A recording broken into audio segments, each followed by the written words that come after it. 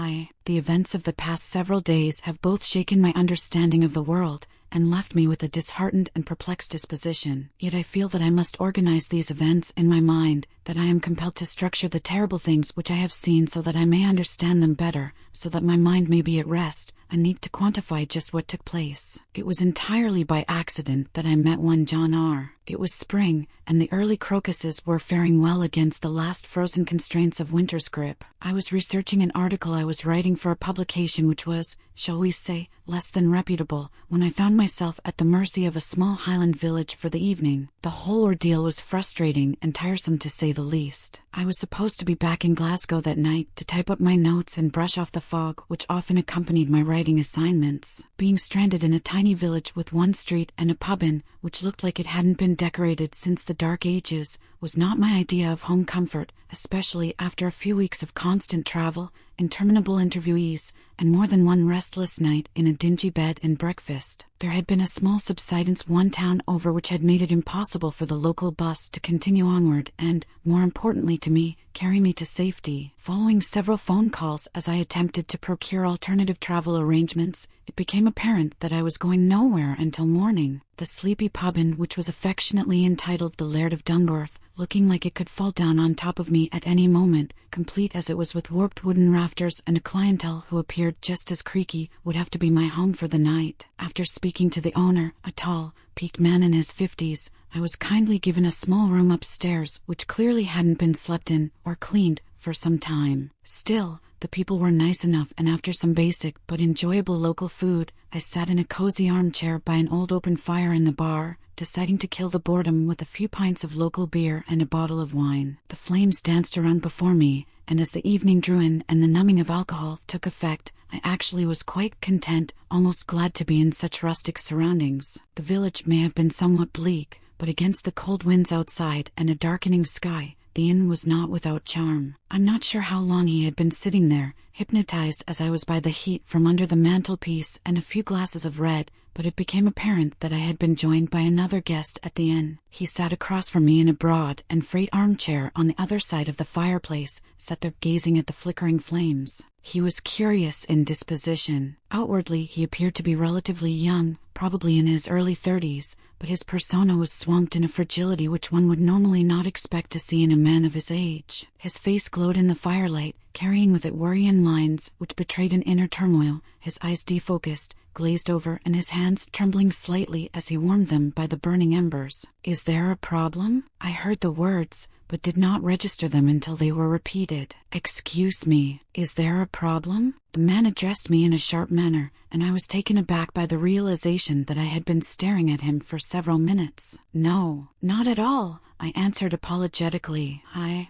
thought I recognized you." As he turned to face me, he displayed in his expression a look of disbelief at my obvious lie, but thankfully not without a small vestige of good humor. "I apologize if I was a little abrupt with you," he said. "It's just that I am sick and tired of people staring at me around here." He raised his voice at the conclusion of his sentence and cast a wide eye around the pub to the few scattered drinkers and lurkers who populated it. I sensed that those present wished to avoid his gaze. We then diverted into an hour or so of small talk. His name was John R., and he was a land acquirement agent from London. He claimed to be appraising a location nearby, which a local farmer was willing to sell off to property developers, but I immediately sensed that he was not comfortable talking about his work. In fact, he quickly changed the focus of the conversation onto me entirely, my job, life, family, anything. It was as if he needed our exchanges to continue in an obviously failed attempt to keep his mind distracted from a hidden anxiety. Each time I attempted to ask a question about him or his life, he would either provide one or two word answers,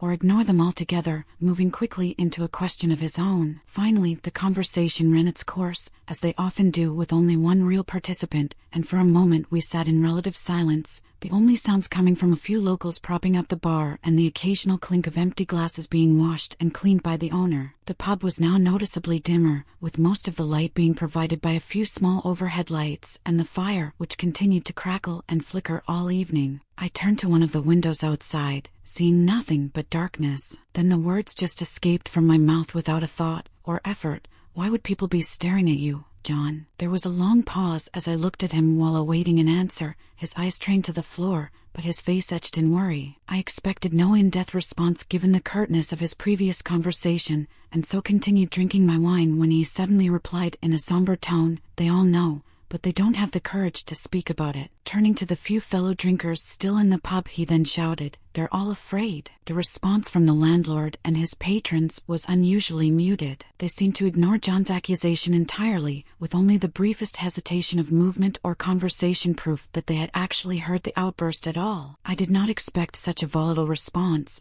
but there was desperation in that shout, anger and frustration. Then, looking directly at me with what I can only describe as a mixture of fear and heartbreak, he opened his mouth as if to speak again, before hesitating once more. I sensed that the man deep down wished to finally relieve himself of a burden, as if some piece of toxic information was boring into his very soul. As a writer, my curiosity was captivated by the possibility of an enthralling tale, perhaps even one I could use as the basis for a future article or story. Anticipating that he now only required the slightest push to confide in me, I leaned over and whispered, "What is it?" filled with conflicting sentiment. I could feel that I was about to become privy to something important, yet by his trembling and anxious demeanor I dreaded what that something might be. Another moment passed, and it was as if the entire room had fallen under a shadow of palpable silence, those nearby listening from tenebrous and uninviting corners. Then he spoke. "If you'd be kind enough to share your wine with me, I'd be glad to tell you," he said softly. He did not have to say twice. I rose out of my chair and asked at the bar for a second bottle and glass to share with my companion. There was a peculiar hesitancy as the landlord picked up both from the shelf behind him,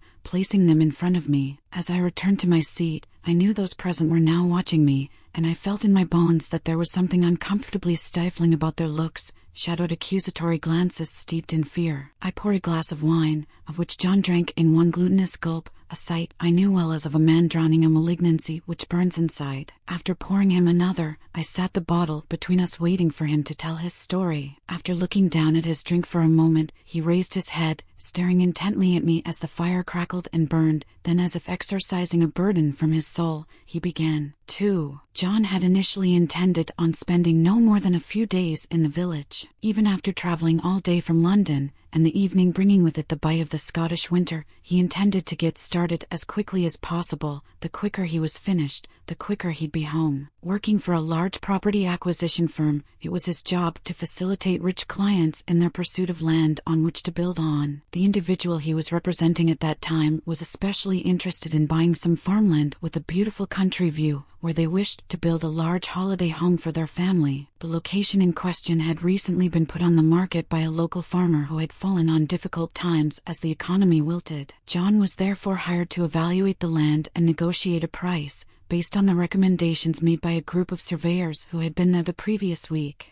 After checking into the Laird of Dungorth, he drove his car to the farm, which was only a few miles outside of the village. The entire area consisted of large sprawling fields where crops were grown and animals grazed, a few patches of woodland, and the occasional river or bubbling stream. The negotiations were relatively simple. The farmer, an elderly man by the name of Dale, needed an injection of money as soon as possible to keep the rest of the farm on its feet, while the buying client was enthusiastic about the potential purchase and wished to conclude the deal quickly. Regardless, John was always careful about finalizing a deal before he himself had taken a look at the land. Over the years, he had developed a reputation for delivering exactly what a client wanted, without any nasty surprises after procurement such as land subsidences or other planning difficulties. Although he didn't much enjoy the groundwork of surveying, he was well qualified to spot anything which might cause difficulties at a later date. But despite this thorough attitude, he still hoped to be back in the city perhaps as soon as the next day, all things being well. The farmer, Mr. Dale, graciously agreed to take him out to the land by tractor, and it was not without a slight feeling of remorse that John listened to the old man describing the history of the area, his family's attachment to it, and why it was so important for him to keep the place going. But business was business, and the money Dale would make on the 2 fields in question would provide him with a substantial windfall, hopefully enough to help him weather the financial storm. Night approached quickly, and John was delighted that the bumpy and uncomfortable drive did not take too long. After a short time, Dale stopped the tractor, pointing to the 2 adjacent fields he was selling. For the next half hour, John sloshed through the mud and grass in his boots, taking photographs of where his clients were thinking of building, while perusing the surveyor team's notes, comparing them with his own observations. Dale did not wish to accompany him in the survey, and so stood by the side of a graveled path, watching forlornly. Finally, John had finished, but just as he did so, his eyes were drawn to a hill a few miles away, one which looked out over the entire area. It appeared to be uninhabited, with what looked like patches of woodland and grassland being its only distinguishing features. Despite its distance, the hill seemed to dominate the horizon, and without verbalizing it, he felt as though it was special or unique somehow. On returning to the tractor, he pointed to it, but Dale seemed unwilling to talk about that particular subject, answering any questions pertaining to it with an icy silence. It was John's job to keep a portfolio of land which he thought clients might have been interested in, and with what to him looked like a beautiful view of the countryside, it would be something worth appraising for development, especially for a rich business person in love with the Scottish Highlands. On the short journey back to the farm, John felt compelled to continually glance over his shoulder at the hill and was convinced that his professional instincts were telling him to investigate it more closely. After some annoying persistence, Farmer Dale eventually surrendered his silence and spoke briefly on the subject, with obvious disdain for the unusual landmark. When asked who owned it, even if perhaps Dale himself was the landlord, but at the mere mention of this the farmer scoffed, saying only, "No one owns that place, and no one goes there neither." He would not say much else, but before John departed for the inn, the farmer placed a reassuring hand on his shoulder and advising him to leave the hill alone, that it was dangerous and that he hoped he would never have to speak of it again. While Dale seemed to fear any mention of it, the overriding impression conveyed was that the old man was dominated by a profound sadness, one which was best left alone. As much as he was fascinated by the farmer's warnings, it was not the first time that John had encountered local superstitions, ones which he of course never listened to. Otherwise he might have lost out on a few good pieces of land or property throughout the years. The stories locals would entertain him with always seemed to revolve around older, more remote parts of Britain. In the past, he had been told tall tales about abandoned houses which carried with them the stain of some murderous deed, or woods which should not be cut down for fear of what lived in them, but without exception nothing untoward had ever happened. There was no solidity to the myths, and while he enjoyed listening to accounts of hauntings and strange beings which prowled the moors and open countryside, he had little time for them in his line of work. Such stories were a fun distraction, but beyond entertainment around a campfire, they served little purpose. Returning to the inn, he was tired and keen to get to bed, hoping to conclude any business the following day. But before he retired to his room, he decided to have a small nightcap at the bar. The landlord seemed amiable enough and happy to have someone staying there, as the inn's location often left it quite empty, but his friendly demeanor altered drastically at the mention of the hill. Much like Dale, the landlord seemed reluctant to give any detailed information about it and provided his own words of warning, citing bad ground as reason enough to let it be. Whispers and subtle dissension came from the darkened corners of the room as locals seemed perturbed by John's questions. No one approached him, but he was well aware of their discomfort. His remark of "you think the hill was haunted," which was intended as a joke, provoked only silence. The void of sound left John feeling unwelcome. Quickly, he finished his drink and walked towards the stairs to his room, but as he did so a young woman barely out of her teens gently touched him on the shoulder and whispered into his ear, "Please don't go to the hill. No one ever comes back." The landlord was within earshot and quickly chastised the girl for even mentioning it, then turned his back while cleaning a pint glass, saying in a stuttered tone, "You sleep well, sir. I hope you can conclude your business tomorrow and get back down to London quickly." To John, it sounded more like a warning than a simple good night. The next day he rose early and made his way downstairs to be greeted once more by the landlord, but the man remained relatively quiet, which John found odd since he had seemed to be quite a talkative fellow when he had first arrived. Dismissing his host as just another individual averse to mornings, John grabbed a light breakfast and then made his way back out to the farm to conclude the purchase of Dale's land. As he drove along the quiet country roads, appreciating the impressive landscape even in overcast weather, the farm came into view, but in the distance so too did the hill. He thought that it seemed a little more prevalent or imposing than the day before, with its crooked structure leaning towards the village in the distance, but quickly shook those feelings from his mind, regarding them as the after-effects of the townsfolk and their superstitious behavior. And yet, there was something about that place. With only a few administrative duties left to perform, John was hopeful that he could be finished by noon and then make the long 7 or 8 hour drive back to London, finishing up some loose ends before taking part in his usual routine. On a desk in his apartment sat a 30-year-old bottle of Balvenie malt whiskey, which he would pour a glass from after completing an important deal. This would be accompanied by a cigarette or two, the only time he smoked as he couldn't trust himself to not succumb to the habit,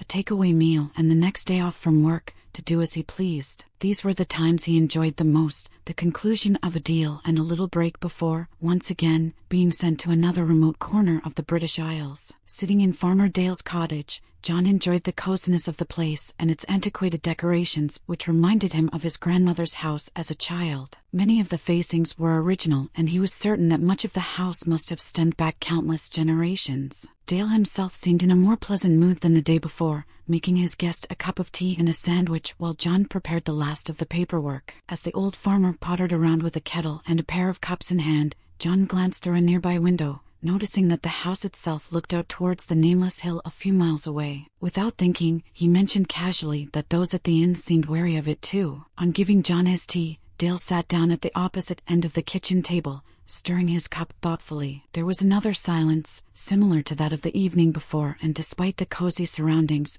John once again felt uncomfortable. Then, eventually, that unsettling feeling gave way to annoyance. Why should he not simply ask why people were so... These were just superstitions, and it was madness to think that in the modern age people could still be swayed so easily by simple stories. After toying with the idea of remaining quiet, John finally broke the silence. "Mr. Dale, I don't mean to be rude, but ever since I arrived in the village, people seem to be acting strangely about that hill, and they treat me like I've committed a crime just by mentioning it." "Perhaps you did," he replied. "Perhaps you shouldn't have mentioned it at all, son. With all due respect, I just wanted to know who owned it, as I thought it could be good for the area, an exciting property development." "Property development," Mr. Dale scoffed. "The only thing that should be done with that place is that the ground be sowed with salt. It's just a hill." "Just a hill." The old farmer trailed off for a moment, looking out of the window towards the uncomfortable subject of their discussion.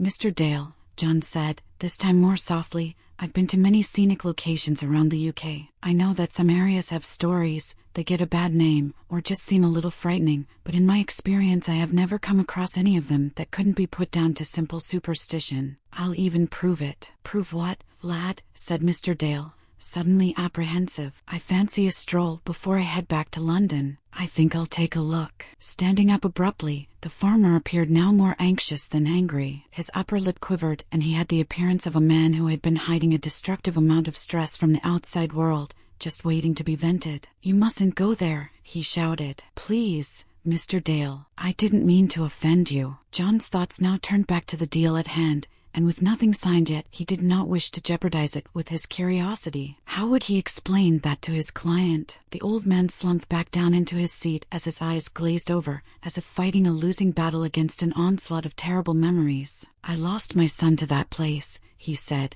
trailing off. "Oh God, I'm terribly sorry, Mr. Dale. Please accept my apologies. Let's just forget the whole thing." "No, it's not your fault." The old farmer smiled across the table with a sorrowful countenance. "No one talks about my boy. I'm not allowed to. The locals think that just speaking about him and the others will somehow bring more misery down to the village." After a brief pause of contemplation he broke down, saying, "He was a good lad. We're not built to lose our children." "Oh God." Burying his head in his hands, he began sobbing uncontrollably. John did not know what to say. He could only offer, "I'm so sorry. Is there anything I can do?" Wiping the tears from his eyes, Dale sat back in his chair mournfully. After a few deep breaths, he composed himself and then spoke, his voice quivering with held-back emotion. "No one knows when it started, and no one knows why." "What started?" asked John, his compassion now overpowered by his curiosity. "I grew up in this village, and even when I was a boy people didn't have a clue. Sure, they talked about old stories, about a dispute between two powerful families, which went back hundreds of years." Dale leaned forward, scratching the graying stubble on his chin before continuing, "But no one knew their names,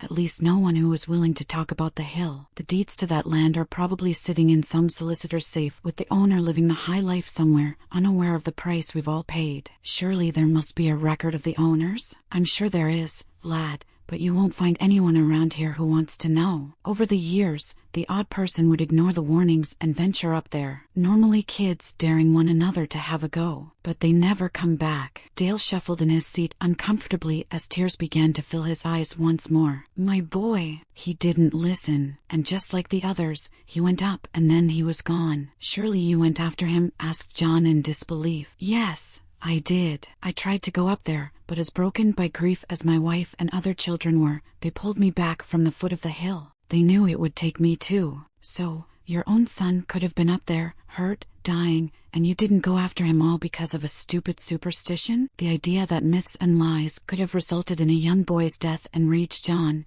yet he felt ashamed of himself as soon as the words left his mouth. Dale suddenly flew across the table, grabbing his now unwelcome guest by the collar, battering him against an old stove. "Who do you think you're talking to?" Dale screamed, his voice shaking John to his core. For an old man, he was still as strong as an ox. For a brief moment he thought that the farmer was going to hit him, but then, just as quickly, Dale relinquished his grip, turning his back. When you have 3 other children to feed and a wife who would be heartbroken, you'd think twice about going up there too. Besides, a few of the boys from the village helped my wife, and well, no one would let me go. Not because they cared about me, well, maybe some did, but mainly because they live in constant fear of that place, of what's up there, that it might come down and pay us all a visit. Straightening a chair, the old farmer scribbled his signature on the remaining papers and then asked John to leave, which he did after offering his apologies once more. At the door, both men gave their polite goodbyes, with Dale simply adding, "There's an old saying around here, best leave alone.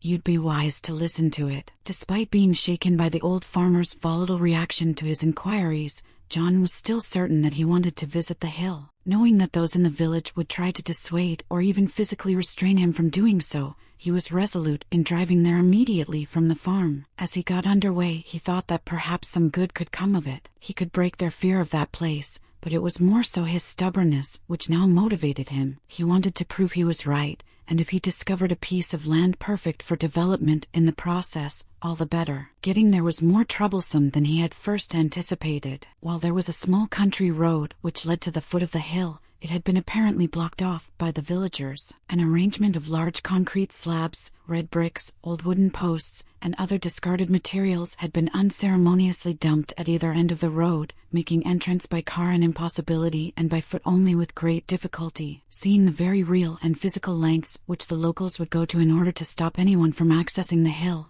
John felt an increasing impulse to reach its peak and then return to the village to let those below know how ridiculous they had been. After leaving his car by one of the blocked entrances, he climbed over the stack of rubble with some effort, careful not to cut himself on anything which protruded, and then made his way along the road. For a moment he considered what he might find on the hillside and the very real possibility of discovering the grim remains of a previous visitor, thoughts which momentarily left him questioning his current course of action. The road was just wide enough for a single car, and it had obviously been left to the elements for some time, with large potholes scarring its surface and deposits of mud and gravel covering the tarmac in places. As the hill came into view, he was struck by how much larger it appeared to be than he had estimated. From distance, he would have assumed a quick hike to its peak, but looking at its incline arching away from him, he realized that it would probably take around 2 hours to reach its crest, and that was only if a track or at least good footing could be found. Looking at his watch, it was early afternoon, but he believed he'd still have enough daylight to make it to the top and then back to his car safely. It was there that he began to notice some of the strange landmarks' more peculiar features. It stood quite alone, with no accompanying hills around it, as if it had been left there in isolation,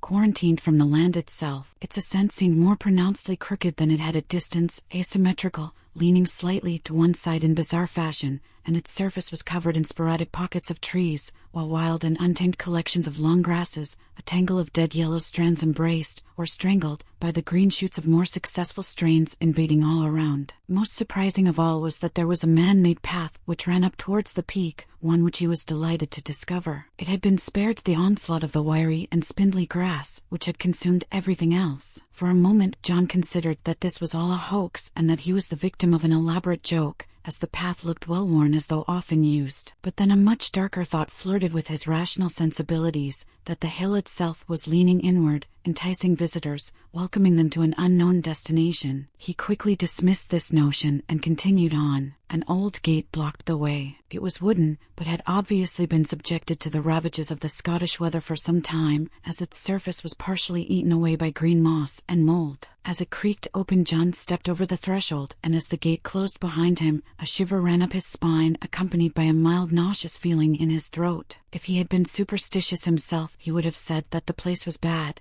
that the air seemed foul, but he was not easily affected by such thoughts. It was more likely that something he had eaten had not agreed with him, rather than the hill itself acting upon his nerves. Wandering up the path, he attempted to make as good time as possible. The idea of making his way back down at night was not one to be relished, with unsure and unseen footing, and as the afternoon sky was already a little dimmer than it had been at noon, he marched up the hill with intent, excited to take in the view from the top. The incline increased slightly, and with it, so did the sporadic nature of his surroundings. The long grass had claimed everything bar the path, and as clumps of trees occasionally flanked him, he could now appreciate why the locals had come to fear such a place, the wreaths of dead grass and ivy encircling each trunk suggesting malevolent purpose. Some of the trees had even fallen over, taking unusual positions at steep angles, appearing as if they had been pulled into the earth, broken by the fingers of grass which had clung to the husks of wood like a very real leviathan. But while the idea was fanciful, somehow the hillside did indeed feel wrong, unnatural in places, and as John ascended it, a coldness began to creep up his arms. He had hiked before, and in his job had often been required to brave the wilderness while evaluating land, but this felt different. It was as if the land was affecting the temperature rather than the weather, making it increasingly difficult to ignore the oppressive atmosphere of the hill. Stopping for a moment, he rubbed his arms hastily to warm them, pausing to appraise his progress. He was astonished by how far he had actually climbed. He had been walking for no more than 20 minutes,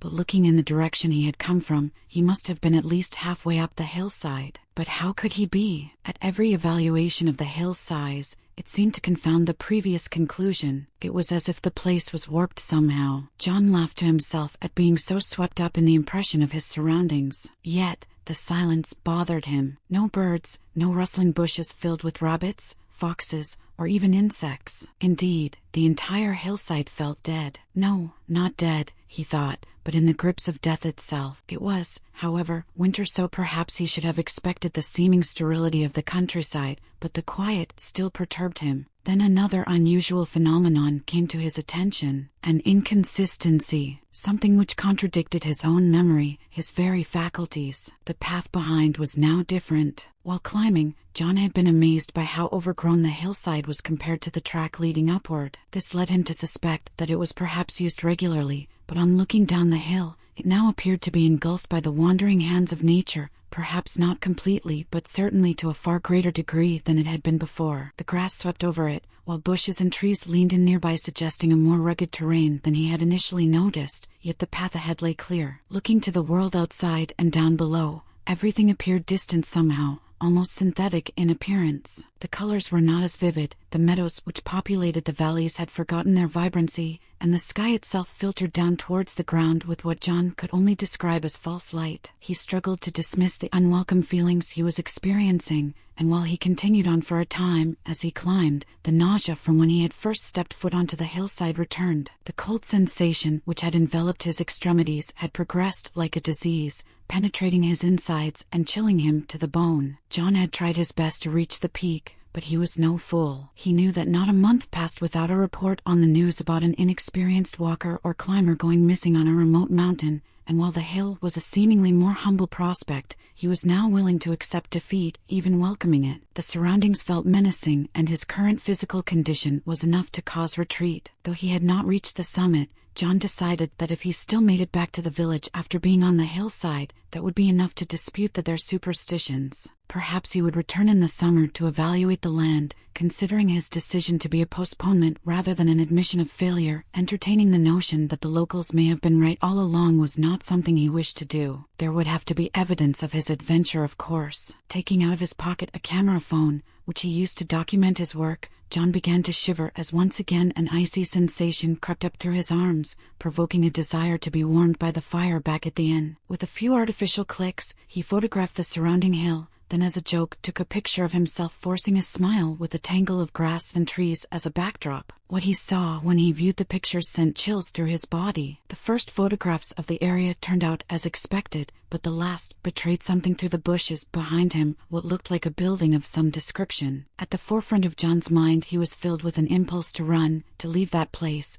but he was fascinated by the idea of a hidden construction, removed from the outside world by a barrier of leaf, branch, and legend. Taking a deep breath, he crept quietly through the twisted grass, pulling the leaves of a large, low-hanging tree to the side. There, sitting on that hillside where locals feared to tread, lay what looked like an old chapel or church. One small steeple reached upward to the sky, with large stained glass windows, many of which were broken, dotting the shell of the gray stone building, speaking of days more prominent and glad. John's heart raced at the sight of it. Perhaps this was the reason why the hill had been tarnished with superstition and myth. An old abandoned church was certainly a fertile foundation for frightening tales. Yet the church itself did not banish his own feelings of caution. As he broke through a layer of leaves, grass, and climbing ivy, he could not help but respond to his nerves. Sweat began to drip down his face, while his heart pumped blood with an unsettling, unstable rhythm. Leaving the hill was still his intention, but as he drew closer to the stone archway which sheltered the church door within it, he surmised that the locals would be more open to his conventional explanation of why people feared the place, if they knew that he had been inside. Without seeing the interior of the church, the villagers could once again spin stories and falsehoods about what remained hidden. The door was a dark brown oak with scratched decorative metal black strips adorning its surface,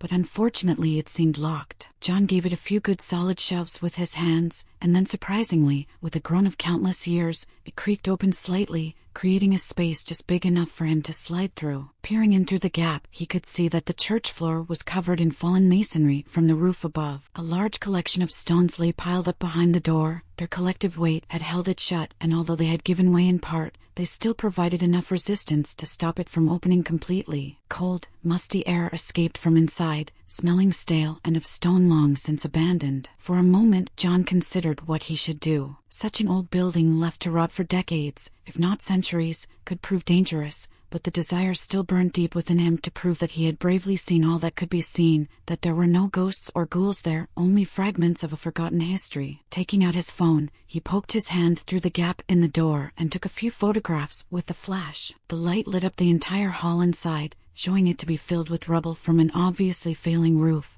but at the back of the room there lay what appeared to be an altar of some kind. From his vantage point it looked to be made of stone, resting on a raised step, several feet high. Above it, John was thrilled by the presence of an inscription of some kind carved into the back wall, but unfortunately he could not decipher the lettering from the doorway. Sighing, he knew that the only way to read it would be to go inside. The concern of being injured or trapped by anything falling from above was paramount, but his curiosity was now in full flight, his enthusiasm quelling both the sickness in his stomach and the icy numbing of his extremities. After once more debating the risks, John decided that he would be as quiet as possible so as to reduce any risk of a cave-in. He just had to look. Taking a deep breath, he managed to squeeze through the opening, with a little effort, to the darkness inside. Using a small light on the back of his phone, he was now better situated to survey his surroundings in greater detail. The air was significantly colder, stinging the back of his throat as he inhaled, and though he had expected the interior to be cooler than the outside due to the volume of stone used in the building's construction, the church in reality felt more like a crypt than any place of worship. Stepping as carefully as he could, trying not to disturb or dislodge the large piles of rubble on the floor, John kept his eyes trained on the roof overhead, nervous that any loud noise might bring a piece of masonry down on top of him. The extent of the damage now became clear, with the occasional small shard of light penetrating the darkness from a few open wound-like holes above. However, the hall remained surprisingly dim. John found this curious, as he felt that the interior around him should have been more visible somehow. It was as if the light was being absorbed by the darkened corners of the hall, but he immediately dismissed this notion as fanciful and cited his escalating imagination as good a reason as any to keep his nerves in check. Isolated and unknown environments could cloud even the most rational of minds. After climbing over two substantial piles of rubble, being careful to avoid several large sharp pieces of broken wood jutting out from underneath, he finally found himself at the rear of the church hall. There lay the altar, a table carved from stone and smoothed by attentive and devoted hands. It was easy to imagine how frightening a priest from the Dark Ages would have seemed, poised up there spouting fearsome tales from an unenlightened position, foaming at the mouth about damnation and demonic forces preying on the souls of the weak. A sense of elation and excitement filled John's mind, to be standing near to something with such a deep sense of history, yet he considered warily the possibility that the altar had been quarried from that very hill, wrenched from a deposit of rock deep in the ground, born of processes far older than humanity itself. But the thrill of such an old and rare discovery quickly extinguished those thoughts. So enamored by the object was he, that he almost overlooked a small open doorway to the right of the altar, which appeared to lead down a flight of stairs to an underground chamber, possibly a vault or tomb. Shivering at the thought of what lay below, he knew that even with his level of skepticism, there would be no venturing down there. Superstition or not, wandering underneath the floor of a clearly decaying building was not a wise idea. Pointing his phone's narrow beam of white light to the rear of the hall, it cast a diminutive yet welcome glare over a series of dusty steps which led up to the altar's platform, a natural arrangement from which a priest or preacher would have delivered their service hundreds of years ago, but yet there felt little that was natural about it or its housing. Again, a creeping unease began to ruminate in his mind as he imagined a fervent and angered holy man standing above all, shouting cryptic and doom-laden parables of ancient origin at a huddled, confused, and frightened congregation. Making his way onto the platform, eager to study the inscription on the back wall more closely, his attention was unfortunately distracted from the cluttered ground as his foot clipped a broken rock lying on the last step. Stumbling forward abruptly, John's shoulders slammed painfully against the edge of the stone altar before reaching out a hand to break his fall on the cold, hard platform floor. The noise of his fall echoed throughout the building with the sound ricocheting from wall to roof. For a second, he imagined that he heard a fainter sound stirring from elsewhere, close but far. Answering in kind, a small piece of debris plummeted from above, smashing to the ground, teasing and threatening a series of heavier and deadlier replies yet to come. Relief coursed through his body. Glad as he was that the object had not been more substantial in size, and even more so that the stone impacted in front of the small doorway rather than against his head, he was becoming increasingly unsure of his safety. Regaining a solid footing, he stood up on the platform, holding his shoulder which was now battered and bruised, keeping his eyes trained to the roof nervously, all but for a gentle wind whistling through holes and gaps in the building's outer shell. Silence was omnipotent. Anxious that any other movements might bring the entire ceiling down on top of him, John waited for several minutes before assuming temporary safety from further falling masonry. Then, slowly and more carefully than before, he turned and appraised the altar more closely. Religious iconography dotted its sides along with strange jagged symbols, which he did not quite recognize. It was easy to imagine a communion of sorts being given from there, each member of the congregation somberly approaching, disheveled and malnourished, receiving a blessing from a stern priest who spoke more of wrath than of love. John would happily concede to anyone that he was not the most creative or imaginative in nature, but there in that forgotten place he was surprised by how vivid his impressions were. He could almost see those who would have worshipped there, pallid faces sheltering from the bitter cold of winter, bodies withered by the fruitless produce of a poor harvest, yet fear of something extraordinary and undefined suffocating their every thought. Yes, the church was such a decrepit little place that it was easy for the mind to populate it with the ghosts of lamented souls. Of course, he had no way of knowing how correct or inaccurate his assumptions were. Shirking off the shivers of a wandering mind and laughing to himself for being so easily affected by the place, John's gaze finally fell upon the inscription carved above, into the back wall. Reaching out, he ran his fingers over the dips and rough edges left by the author's chisel. It was clear that the message on the wall was out of place, rushed as it was with each letter unaligned with those which came before it, suggesting them to be the product of someone hurried, wishing to spend as little time within the church as possible. Standing back, the light from his phone now illuminated the words which came sharply into focus, reading, "Those who dwelt in Dungorth took this hill in 1472. In 1481 we gave it back,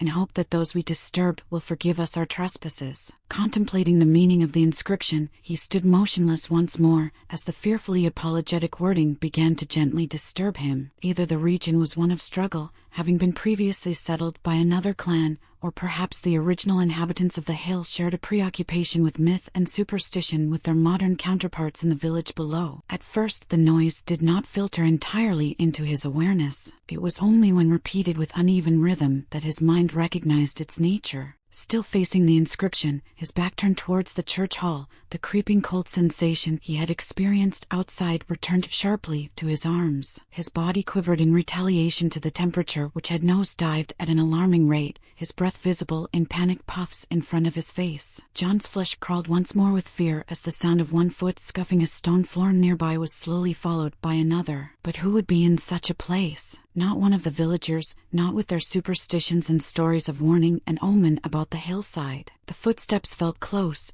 and as his confidence diminished, John's thoughts now fled simply to escape. As the noise increased in volume, threatening proximity, it was clear that he would have to rush past whoever stood there to make it to the door. There was nothing left for it. He had to push the jarring fear which now gripped him out of his mind. Slowly he turned to face whoever was behind him. For a moment he thought that he would be faced by the strained faces of those from his imagination, but the hall was devoid of life, empty, yet still the sound of feet scuffing cold stone, like sandpaper on skin, filled the air. John's frozen gasp rang out as something moved in the corner of his eye. Turning quickly to the darkened doorway which led underneath, the head of an indecipherable figure moved as its body raised up slowly with each shuffling step from below. Terror coursed through his veins to such a degree that his rationality melted away only to be replaced by pure instinct. As he burst into a sprint, jumping off the platform leaving altar and inscription behind, he felt a deep and unyielding fear tear at his insides. Stumbling as he landed, the impact dislodged more debris from above as several pieces of large stone smashed into the church floor, one narrowly missing his head by only a few inches. The exit drew ever closer, and fevered thoughts now filled his mind as he scrambled over and through piles of ruined and forgotten sediment, dead skin cast off by the ancient building without remorse. For a moment he felt surrounded, impressed upon by a man of the cloth preaching of sin and ancient evil, while a pitiable and diminished congregation huddled together in fear of what walked nearby. As the footsteps scuffed the dirt and dust-ridden floor,